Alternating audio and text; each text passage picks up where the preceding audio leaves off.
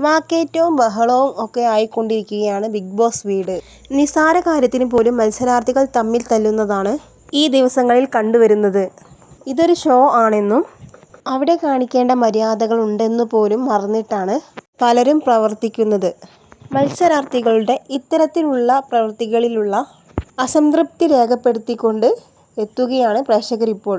കുട്ടികൾ മുതൽ പ്രായമായവർ വരെയുള്ള ലക്ഷക്കണക്കിന് ആളുകൾ ഒന്നിച്ചിരുന്ന് കാണുന്ന ടെലിവിഷൻ പരിപാടിയാണ് ബിഗ് ബോസ്.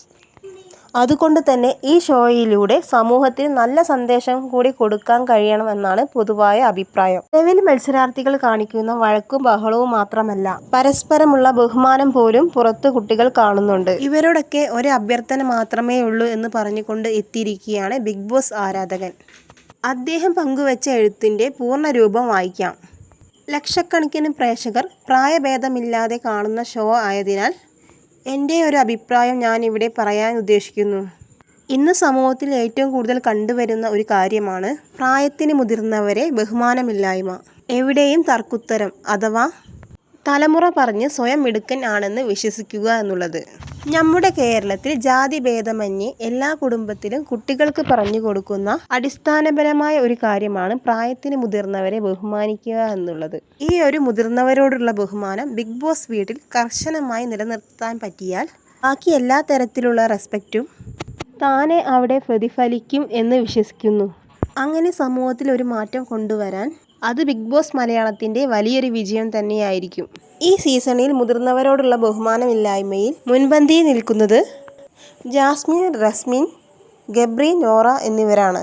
ഇവരോടൊക്കെ ഒരു അഭ്യർത്ഥന മാത്രമേ ഉള്ളൂ. കളികളൊക്കെ ആവാം, പക്ഷേ എനിക്ക് പ്രായത്തിൽ കവിഞ്ഞ പക്വതയുണ്ട് എന്ന് സ്വയം കാണിക്കാൻ വേണ്ടി പ്രായത്തിൽ മൂത്തവരെ തരം താഴ്ത്തി കാണിക്കാതിരിക്കുക.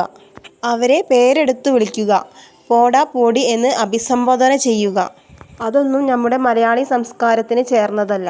മുതിർന്നവരോട് വാഗ്വാദങ്ങളിൽ ഏർപ്പെടാം, അവരോട് തർക്കിക്കാം, എന്നാൽ ഇതെല്ലാം പ്രായത്തിലുള്ള ബഹുമാനം നിലനിർത്തിക്കൊണ്ടാവണം. വാക്കുകൾ അതിരുവിട്ടു പോകുന്നു എന്ന് തോന്നിയാൽ മാറിപ്പോവുകയും ചെയ്യാം.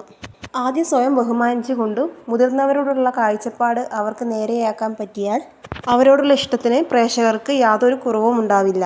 മറിച്ച് അവർ കൊണ്ടുവരാൻ ഉദ്ദേശിക്കുന്ന ആശയങ്ങളെയും അവർ ഏർപ്പെടുന്ന വാഗ്വാദങ്ങളെയും കൂടുതൽ ആരോഗ്യപരമായി കാണുകയും സ്വീകരിക്കുകയും ചെയ്യുകയുള്ളൂ എന്ന് പറഞ്ഞാണ് ആ ആരാധകൻ എഴുത്ത് നിർത്തുന്നത്.